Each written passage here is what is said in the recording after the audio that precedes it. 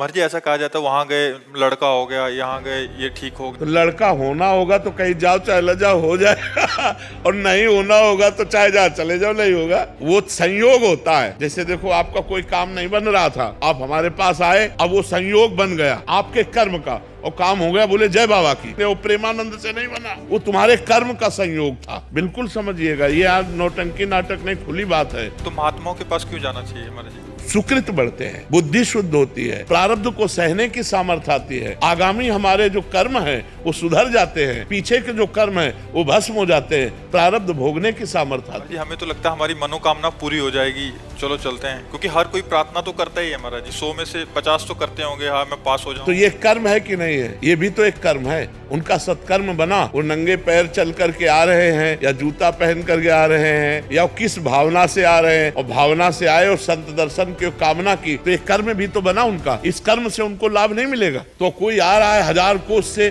कोई 500 कोस से सवारी में धक्का खाते हुए ऐसे, और रोड में किनारे खड़ा है रात्रि भर, तो ये उसका तपस्या नहीं बनी, ये उसका परम पवित्र कर्म नहीं बना। अब ये कर्म कामना पूर्ण कर दे तो प्रेमानंद उसमें कहाँ है? ये उसका कर्म है, ये उसकी मेहनत है, ये उसकी भावना है, ये उसकी श्रद्धा है, ना कि हम है। अब उसको लगेगा कि हम प्रेमानंद के दर्शन के हमारा काम बन गया। नहीं, तुम्हारी मेहनत, तुम जो सैकड़ों किलोमीटर चल करके आए और खड़े रहे घंटों और फिर इसके बाद दर्शन हुआ, तुम्हें आनंद लगा, ये तुम्हारा कर्म तुमको सुख दे रहा है। नहीं तो देखो अगर हमारा कर्म बिगड़ जाए तो हम कह रहे हैं फिर हमको कोई सुख नहीं दे सकता।